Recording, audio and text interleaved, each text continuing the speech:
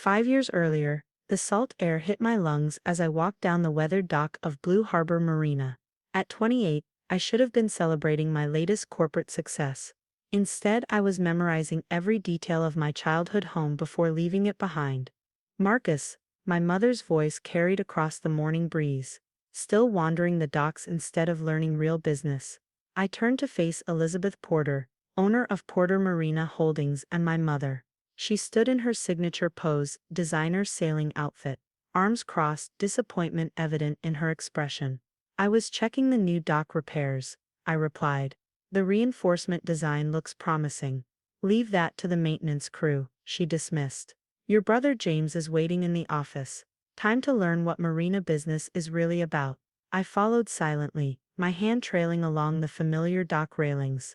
What my mother never understood was that I'd been learning the real business since I was 10, not in the office, but here on the docks from the captains and workers who kept our marina running. The marina office was all nautical decor and coastal charm, dominated by my older brother James's booming voice. At 35, he was everything our mother wanted. Aggressive, flashy, focused solely on luxury developments and high-end clientele. There's our little office worker. James laughed as I entered. Done playing dockhand. Our sister Sophia smirked from her corner desk, designer sunglasses perched on her head. Someone has to chat with the help, I suppose. I took my usual spot by the window, pulling out my notebook. For the next 2 hours, I listened as James outlined his vision for Blue Harbor Marina's luxury condos, replacing working docks, tripled slip fees, eliminating unnecessary services for commercial fishermen. And that's how we'll quadruple profits in 3 years. He concluded triumphantly. Our mother beamed. Brilliant, darling, this is why you're taking over as CEO next month. I couldn't stay quiet. Those plans will destroy the working marina. The fishing fleet that's docked here for generations will leave. We'll lose everything that makes Blue Harbor special. The room fell silent before James burst out laughing. Listen to the office boy. Worried about some fish boats again. Marcus, my mother sighed. This is exactly why the board agreed James should take over. You don't understand modern marina development.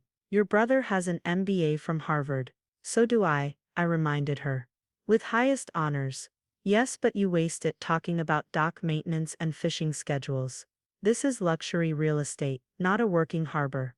I stood slowly, then I quit. Sophia nearly dropped her phone. What? I quit. I'll find my own path. My mother's face tightened. Don't be ridiculous. Where will you go? What will you do? I've been offered a position with Atlantic Maritime Consulting. I start next week. James snorted. A consulting job. Have fun with your spreadsheets while we build something real. I walked out of that office with a plan already forming. What they didn't know was that Atlantic Maritime wasn't just any consulting firm. They specialized in marina acquisitions and had been watching Blue Harbor's mismanagement with great interest. Over the next 5 years, I worked silently and strategically. While James implemented his brilliant vision, I watched our family's marina slowly decline. The fishing fleet left, looking for more welcoming harbors. Small boat owners couldn't afford the new fees, but the luxury yacht numbers looked good on paper, and that's all my mother cared about. Meanwhile, I learned everything about marina operations from the ground up. I worked with commercial fishermen, studied sustainable harbor management, built relationships with boat owners and marine services. Most importantly, I saved every penny and built connections with investors who shared my vision. Through a series of shell companies, I began acquiring waterfront properties around Blue Harbor. First the struggling marine services James's policies had hurt. Then the old family businesses looking to retire, but worried about corporate takeovers. I kept the original names, retained the workers and improved facilities. Marine services thrived. I lived modestly in a small apartment, drove an old truck and played the role of the failed son who'd settled for a consulting job. Every time I visited home, I endured their condescension. Still pushing papers. James would ask at family dinners. Someone has to, I'd reply, while signing deals for another waterfront acquisition under the table. Sophia was worse. You know, there's still time to come back. You could work under James, learn how real development works. I just smile and watch the boats, many of them now docking at my marinas, though they never knew. By the time my mother called this family meeting, I owned every major waterfront property surrounding Blue Harbor. The original marina was now an island in my maritime empire, their client base dwindling as boats mysteriously moved to other facilities. James's brilliant plan was failing.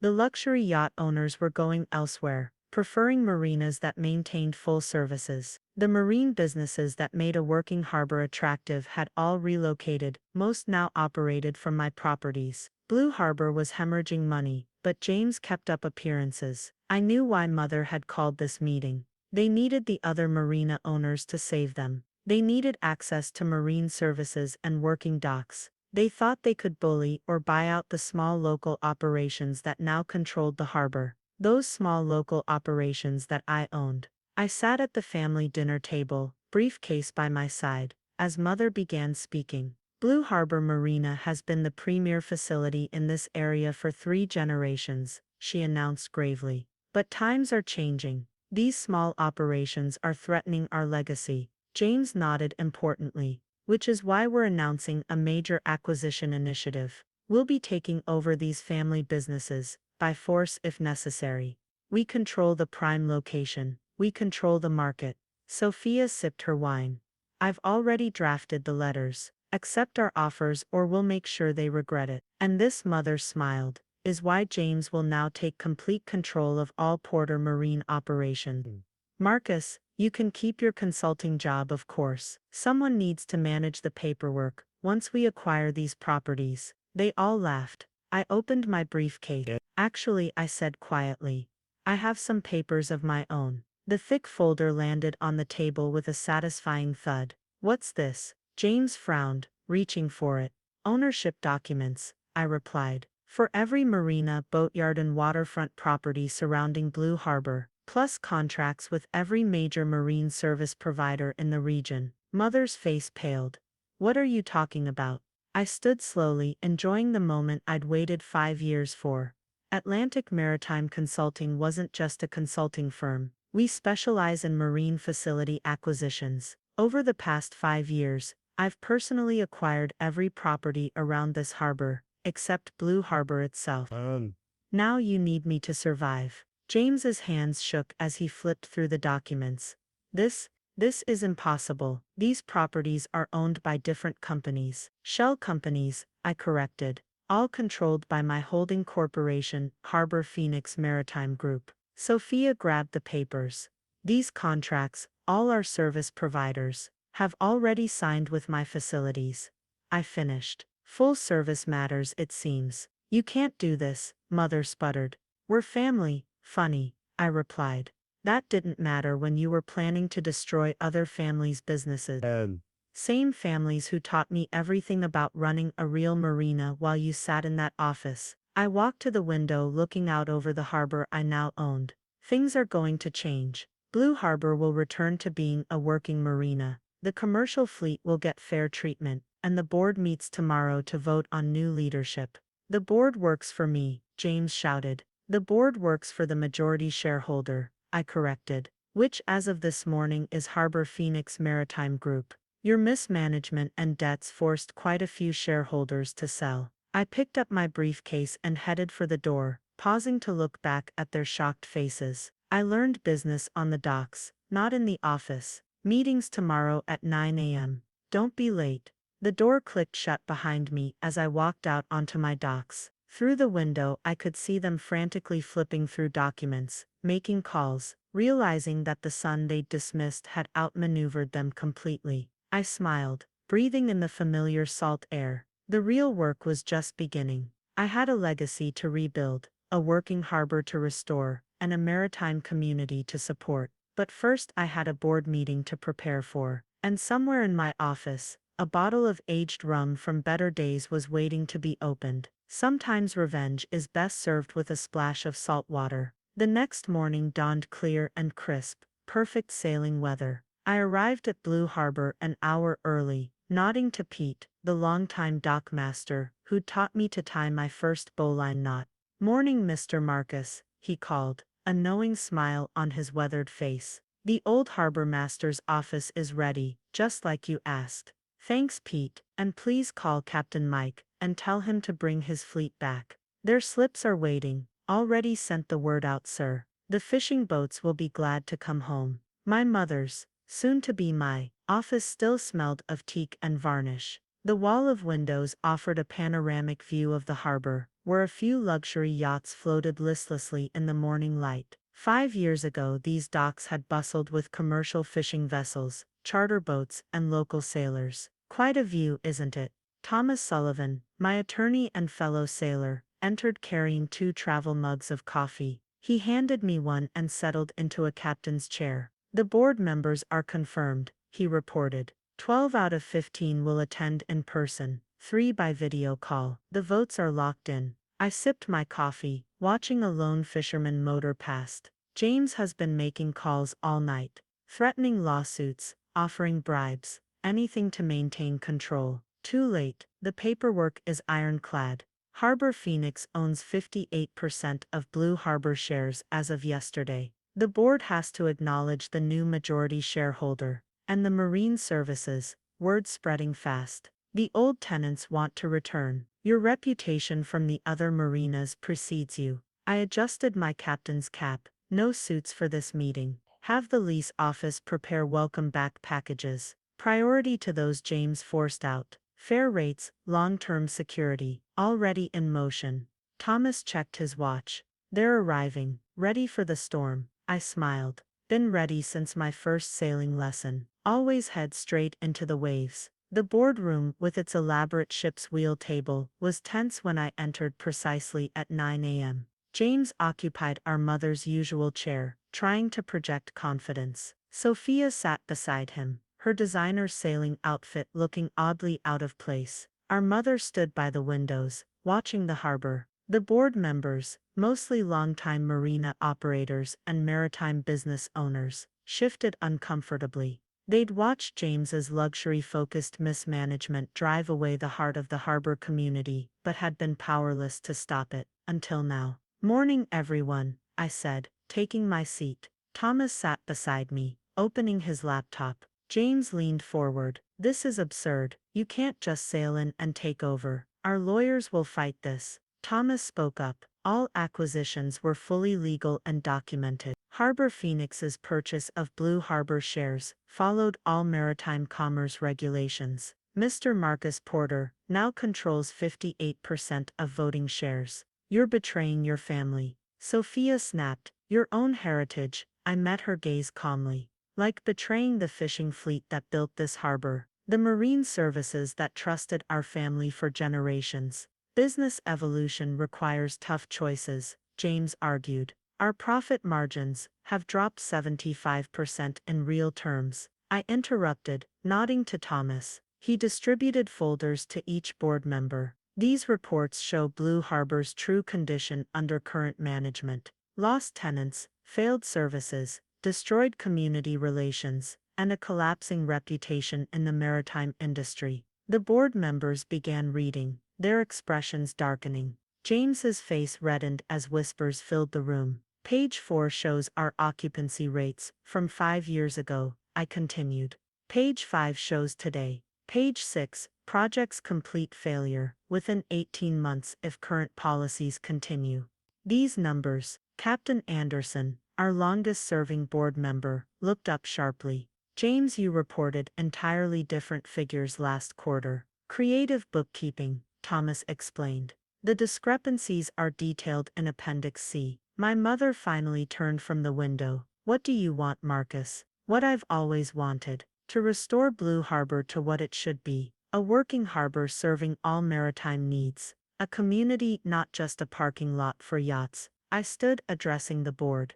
You've all received my proposed restructuring plan. It includes immediate rate adjustments, return of commercial services, and restoration of the maritime community we once fostered.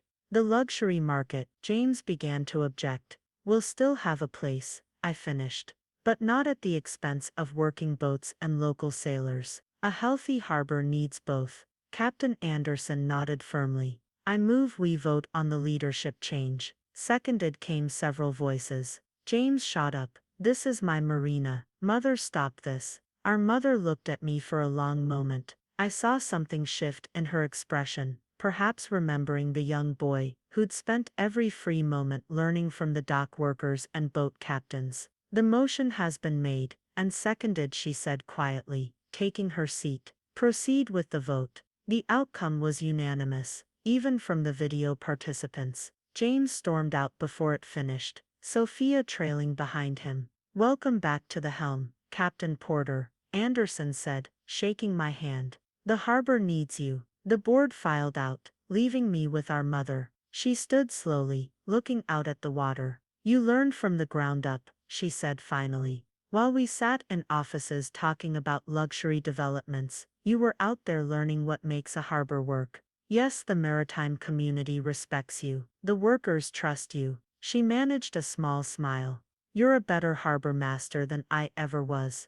I had good teachers, I replied. Before we lost our way, she nodded, moving toward the door. Fix what we broke, son. Make Blue Harbor what it used to be. That's the plan. Will you help? She paused. You're in command now. But if you need perspective on the old days, when we did things right, I'll be around. After she left, I sat in the harbor master's chair, feeling its responsibility. Thomas returned with fresh coffee and a stack of urgent papers. The prodigal son returns as captain, he observed. Want me to start termination paperwork for James and Sophia? I shook my head. No, let them stay if they want to learn. Real harbor operations this time, starting on the docks, like I did. And if they refuse, then they can sell their shares and go. This isn't about revenge, it's about restoration. A commotion outside drew our attention. Through the windows, we could see the first of the returning fishing fleet entering the harbor. Captain Mike's vessel led the way, flags flying. Home port calls, Thomas smiled.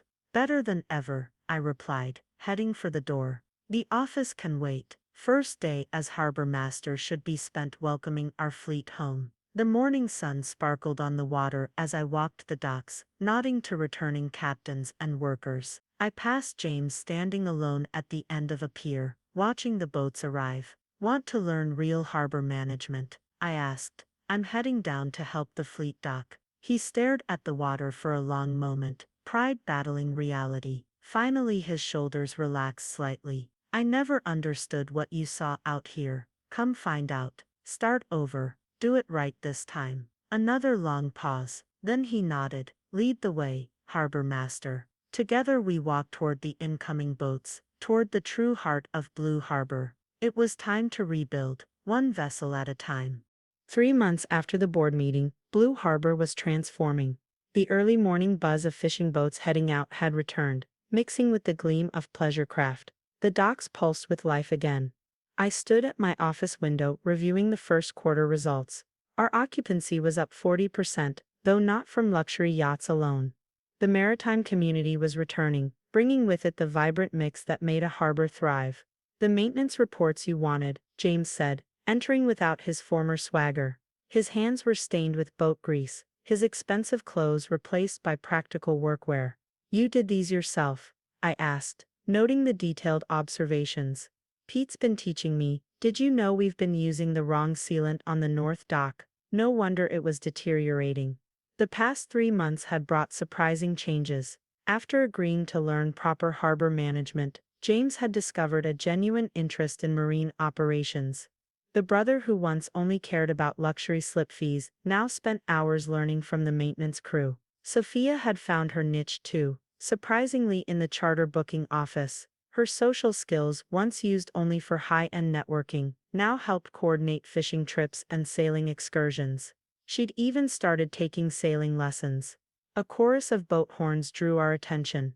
Through the window we watched the morning fishing fleet returning, holds full from a good catch. Captain Mike's team hit record numbers this month, James reported. The fish processing facility we reopened is already at capacity. I nodded, remembering how James had once wanted to convert that facility into a luxury spa.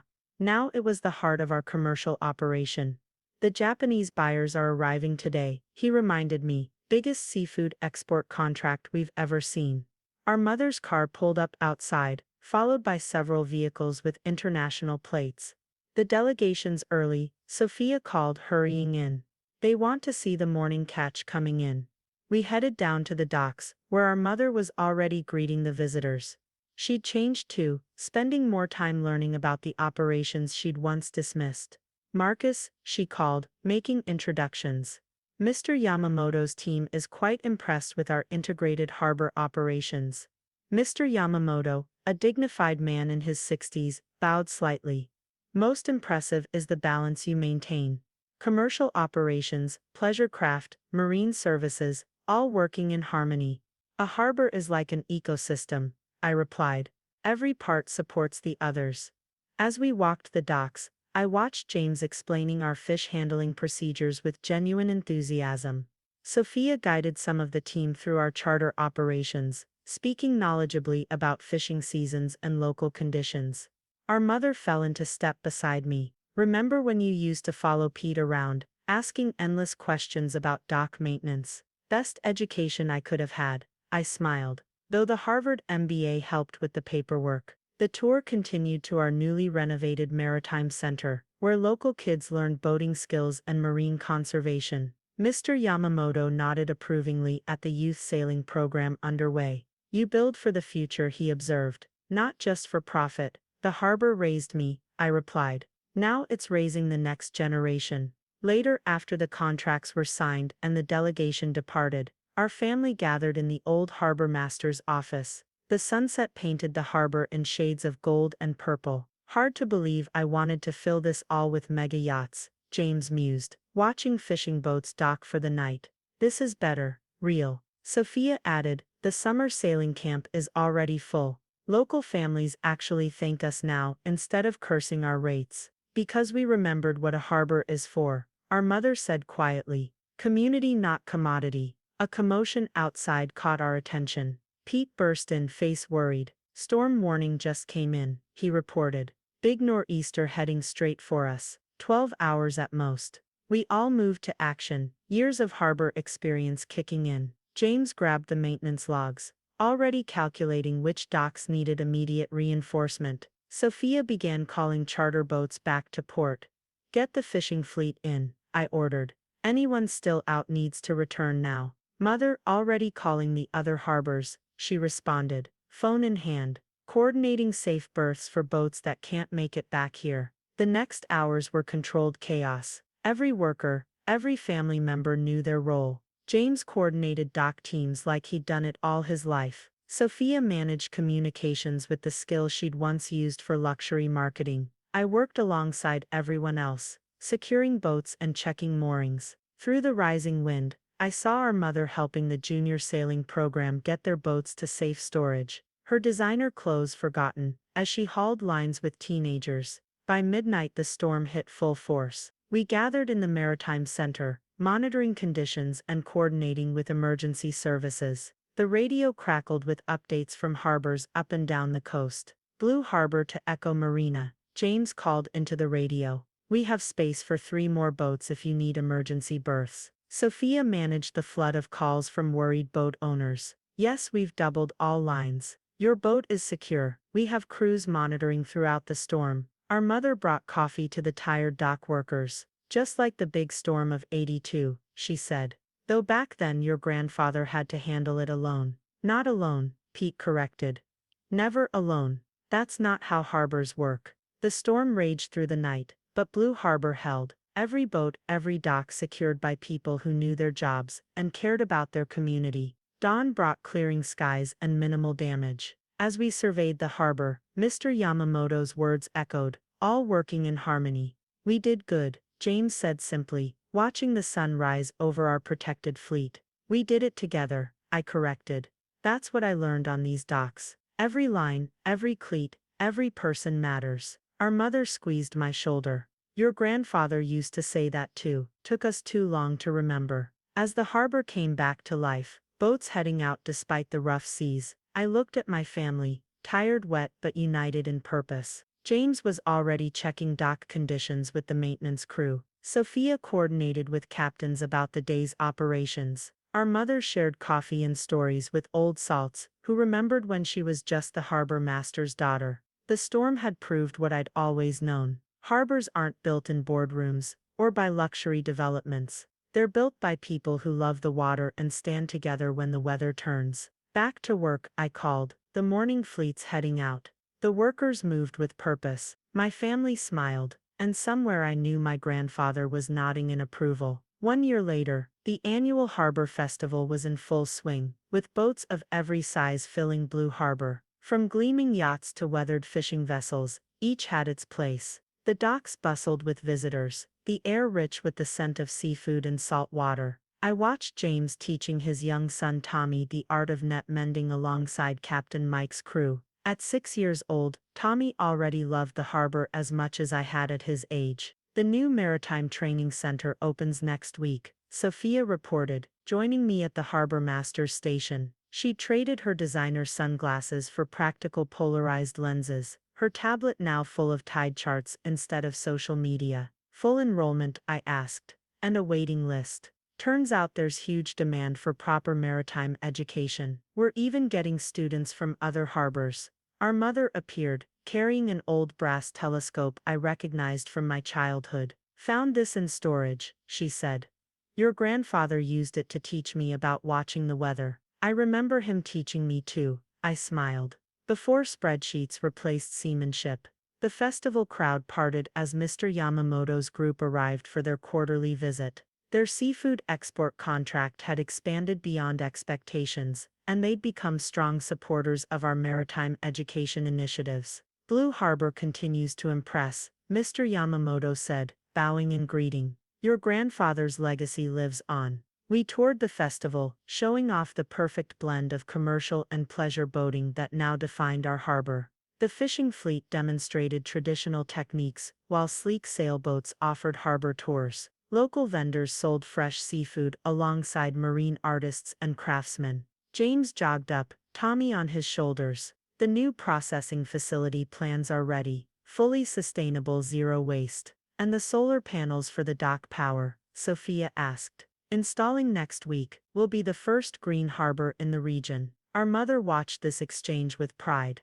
A year ago you two barely knew a cleat from a winch. Now look at you. The festival's highlight was the blessing of the fleet, a tradition James had once wanted to eliminate as too local. Now he stood with the other captains, Tommy by his side, as boats paraded past the blessing boat. Later, as sunset painted the harbor gold, our family gathered at the end of the main dock. The festival crowd had thinned, leaving just the regular harbor sounds: halyards clinking, water lapping, seabirds calling. Remember when I thought success meant filling these slips with million-dollar yachts? James mused. Remember when I thought social media followers mattered more than weather reports? Sophia added. Our mother pulled out an old ledger. Your grandfather's first harbor log, she said. His first entry reads, a harbor's worth isn't measured in dollars, but in the community it builds. Tommy tugged at my sleeve. Uncle Marcus, can we go check the tide markers? Sure, Captain, I smiled.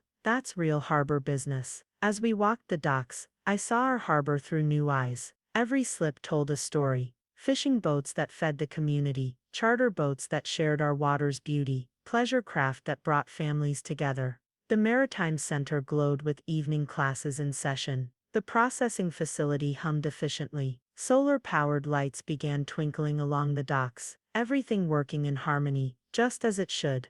You know, our mother said when we returned, your grandfather once told me his greatest fear was that the harbor would lose its soul, that it would become just another marina. Instead, James added, it found its soul again. Sophia checked her tablet. Tomorrow's forecast looks perfect. The fleet heads out at dawn, and we'll be ready. I nodded. Because that's what harbors do. Tommy ran ahead, practicing his knots on every cleat. James followed, actually knowing now how to check if they were done right. Sophia moved off to check the weather radar one last time. Our mother lingered, watching the harbor she'd finally learned to truly see. You taught us all something this year, she said softly. Not just about running a harbor, but about preserving what matters. The evening light faded, stars appearing above the masthead lights. Somewhere out in the darkness, buoys chimed their endless warning and welcome. I thought about the documents in my office, proof of ownership, contracts, business plans, important papers, yes, but not what really mattered. What mattered was out here, in the community we'd rebuilt, the traditions we'd restored, the future we were protecting. A harbor, after all, is more than just a place to dock boats. It's a shelter from storms, a gateway to adventure, a home for those who love the sea. And sometimes it takes losing your way to find the right course home. The end.